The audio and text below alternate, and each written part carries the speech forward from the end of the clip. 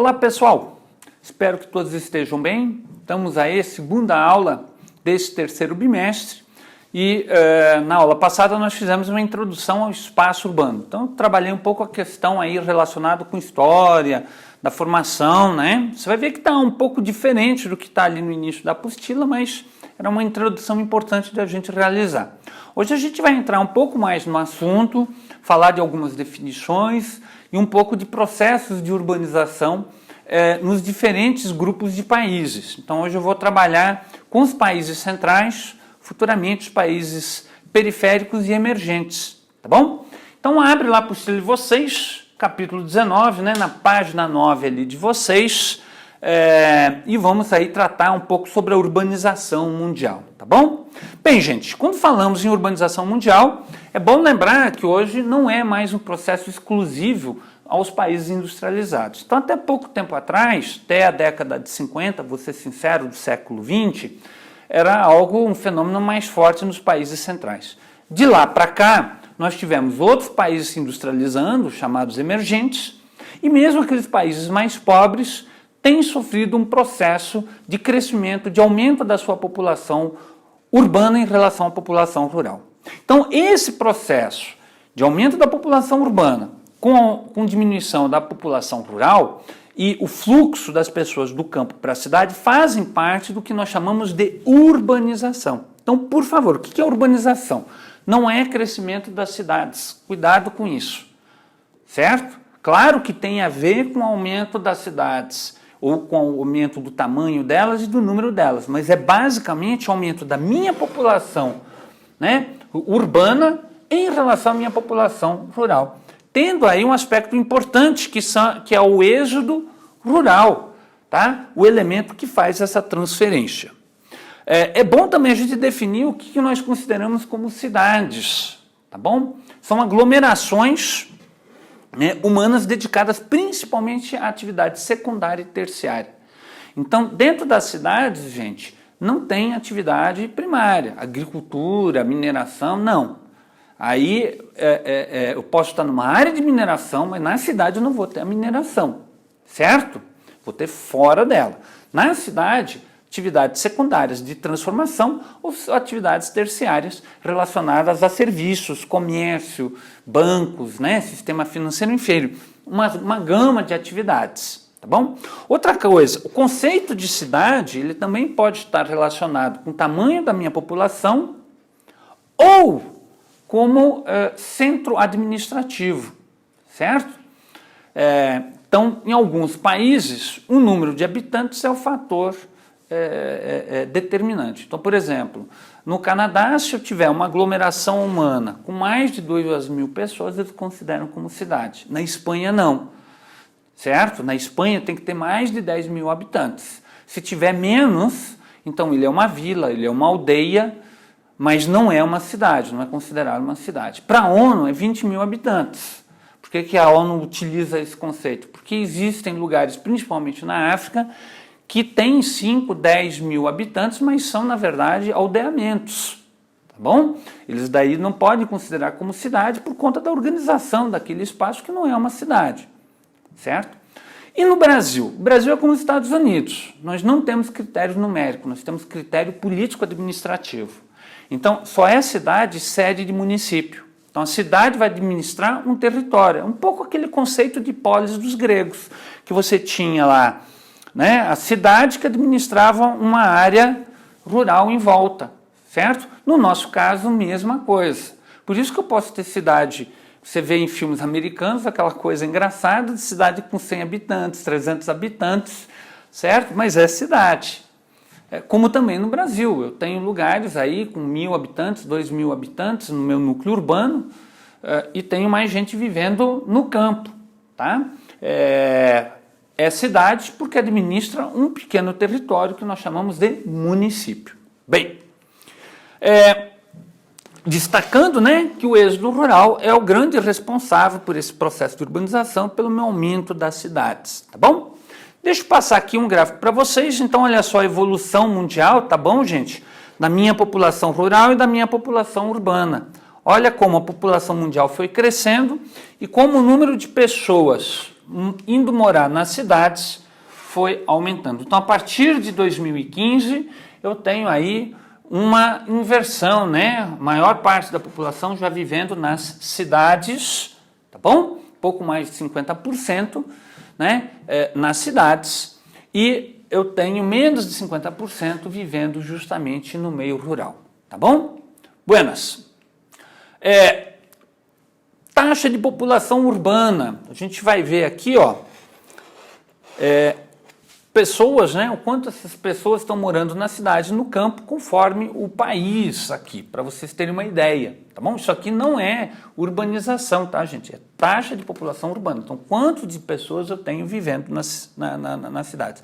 Os países desenvolvidos, eles tendem a ter um número sempre maior de pessoas na cidade, né? Os países centrais. Países emergentes fizeram essa transição recentemente. Pode ver aqui, ó, Peru e Brasil. E eu tenho, né, algumas exceções nos países centrais, que é o caso de Portugal. Você vai ver que, olha, né, tem uma taxa de população urbana, número de habitantes nas cidades, menor que o Brasil, tá bom? E eu tenho os países aí pobres ou em desenvolvimento, emergentes, recentes, como a China, que ainda estão em processo de urbanização, em processo de transferência das pessoas do campo para a cidade. É o caso da Nigéria, o caso de Bangladesh e principalmente o caso da China. Tá? Bem, vamos dar uma olhadinha aí, gente, como é que se dá a urbanização nos países centrais. Então, olha só, ela iniciou, né, já no século XIX, tá? Foi um processo gradativo, claro que houveram seus problemas, a gente sabe disso, vocês estudam em história as condições das cidades na Revolução Industrial, mas já na primeira metade do século XX, muitos desses problemas já estavam sendo resolvidos, né? E é um processo já finalizado, então os países centrais não têm como crescer mais as suas cidades, tá? Lá, como é que se deu o processo de urbanização?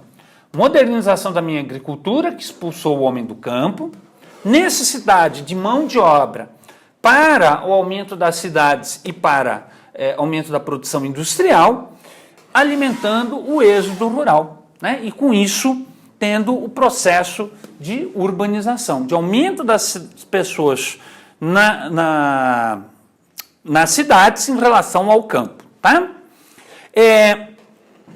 Vou ter uma descentralização geográfica da indústria recentemente, e com isso, essa cidade, que inicialmente era uma cidade industrial nos países centrais, começa hoje a ter um novo quadro. Ela começa a ter uma forte terciarização econômica. Gente, esse conceito está ali antes da página 9, que eu hoje estou colocando como referência para vocês. Então, depois volta lá e dá uma lida sobre isso, que é grande característica hoje nos países centrais. Então, eles sofrem com a descentralização industrial, então muitas cidades perderam as suas indústrias, precisam se reinventar e se transformam hoje em centros de serviço, de entretenimento muito fortes. É o caso de Londres, por exemplo, tá? Londres não tem mais indústria. É o caso também de Liverpool, é o caso também de Manchester, lá na Inglaterra. São cidades que eram industriais e hoje não tem mais indústria. Essa indústria foi embora por vários fatores, tá? Que agora nós não precisamos aqui aprofundar. E eu tenho um aumento do setor de serviços. Então, Londres hoje é um importante centro financeiro mundial. É em cima disso que Londres consegue a sua arrecadação, né, para sustentar os diferentes serviços na cidade, tá? Também tem hoje uma curiosidade. Em alguns casos, aquele fluxo que eu tinha de pessoas do interior vindo para a cidade, ele está se invertendo. Na Inglaterra já se observa isso, as pessoas saindo de Londres, indo para cidades menores no entorno de Londres, principalmente agora que a gente tem aí a possibilidade, né, de trabalho remoto. Então muitos têm preferido morar em cidades menores, próximas a grandes centros, tá bom? Indo para essas cidades porque é um conforto maior nelas, né? É menos agitado, dá para criar melhor os filhos e não tenho mais a necessidade de ir para o escritório, posso fazer meu serviço em casa, né? Bem, ainda em relação aos países, né, do primeiro mundo centrais, eu vou ver o seguinte, esses países hoje têm formado uma rede urbana consistente, ou seja, eu tenho grandes cidades, mas eu também tenho um número muito grande de cidades médias e pequenas cidades. Então você vai ver que grande parte dos moradores das cidades nos países centrais moram em pequenas e médias cidades, não em grandes metrópoles. Claro que eles têm grandes metrópoles, mas as áreas metropolitanas não são muito escolhidas para eles para residência. A maior parte dessa população está dispersa nesses pequenos centros. Isso é muito melhor do que você ter uma única metrópole, né, com alta concentração da população e o interior desabitado. Eles não, eles têm todo o seu espaço habitado com pequenas e médias cidades e algumas metrópoles, né? Hoje nós temos a descentralização industrial e a terceirização, e muitas dessas cidades se tornaram polos de globalização, né? Então, são centros urbanos que estão interligados ao sistema de cidades globais, tá? Então, você vai ter hoje Nova York, Londres, Tóquio, Frankfurt, como sendo grandes cidades e importantes, mas não mais por ter indústria. Por ter o quê? Por ter instituições financeiras, por ter sede de grandes empresas. Então, nós chamamos grande parte desses grandes centros hoje europeus, americanos, japoneses, de cidades globais, né? Que também tem no terceiro mundo, tá, gente? Então, lá na apostila de vocês, também antes da página 19, fala das cidades globais e desses dois grupos. As cidades alfa, né, globais alfa, e as beta, que estão no segundo plano. Então, São Paulo também é uma cidade global, Hong Kong, Singapura, cidade do México, também tem esse título de cidades globais, mas submissas a essas cidades globais, né, dos países centrais. Bem, também nesse sentido de características, é bom lembrar que muitas cidades do primeiro mundo, dos países centrais, que eram centros industriais, né, também estão aí se transmutando e se tornando em centros científicos, os chamados tecnopolos. Então, vou pegar um exemplo de vocês, São Francisco, nos Estados Unidos. Nós temos o Vale do Silício, fica nessa grande metrópole lá, americana. Então, ela se reinventou com a terceira revolução industrial. Eu não tenho mais indústria lá, mas eu tenho um centro tecnológico importante, onde eu tenho faculdades, grandes empresas, agências governamentais, fomentando, né, esse tecnopolo importante, tá? Nesses tecnopolos, o que eu tenho geralmente?